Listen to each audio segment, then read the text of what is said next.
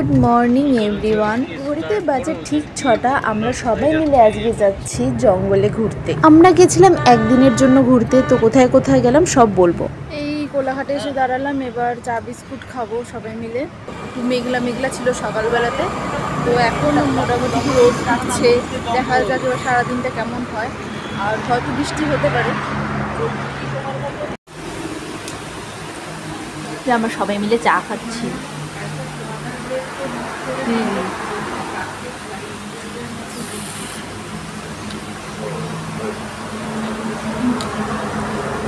আমাদের বাড়ি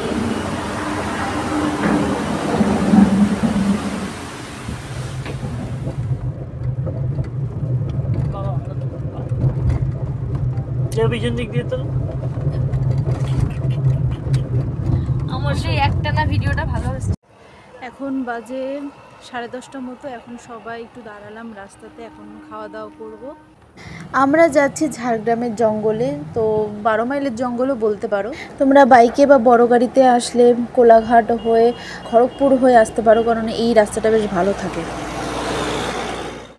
আমরা আগেরবার নভেম্বরের দিকে ঝাড়গ্রামে গেছিলাম, তখন অনেক জায়গাতে গেছিলাম। ঝাড়গ্রাম, বাঁকুড়া, পুরুলিয়া, বীরভূম সব জায়গায় গিয়ে ভিডিও করতে পারিনি, তো সেই জন্য আর গুছিয়ে ভিডিও ছাড়া হয়নি। তো এবার থেকে ঠিক করেছি ভালোভাবে ভিডিও করে আমাদের প্রত্যেকটা মেমোরিজ তোমাদের সাথে শেয়ার করব।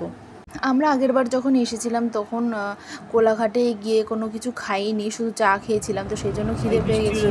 তো এবার বাড়ি থেকে খাবার নিয়েই গেছিলাম। এটাই হলো ঝাড়গ্রামের সেই 12 মাইলের জঙ্গল। এটা আসলে ঝিলিমিলি যাওয়ার রাস্তা। তো এইখানে অনেক বড় বড় গাছ তোমরা দেখতে পাবে, যেমন শাল, মহুয়া, শিমুল। বর্ষাকালে এখানে ঘুরতে আসার একদম আইডিয়াল সময়। বৃষ্টি ভেজা এই জঙ্গলের দৃশ্যটা জাস্ট দেখার মতন হয়। এই যে তোমরা দেখতে পেলে এলিফ্যান্ট করিডোর, এইখানের অনেক জায়গা দিয়ে কিন্তু হাতি যাওয়া আসা করে। তো এখানে গেলে হাতি কিন্তু দেখতে পারো। তো এটা ব্যাড লাক বলবো না গুড লাক বলবো আমি জানি না। গ্রামের জঙ্গল, আর এইখানে দূরে দূরে দেখতে পাবে যে উইয়ের ডিপি আছে।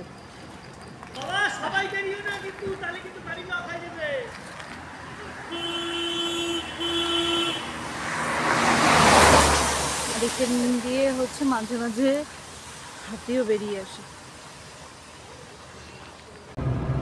এখানে ঘুরতে ঘুরতে দেখছিলাম জঙ্গলের ভিতরে যাওয়ার রাস্তা আছে, তো সেই সাহস আমরা করলাম না। তো এই জঙ্গলের আশেপাশে তোমরা চাইলে থাকতে পারো, থাকার জন্য জায়গা আছে, রিসর্ট আছে। এবার আমরা যাব নেক্সট ভিউ পয়েন্টে, তো তার জন্য কিন্তু তোমাদের নেক্সট ভিডিও দেখতে হবে। বৃষ্টি হলে বৃষ্টি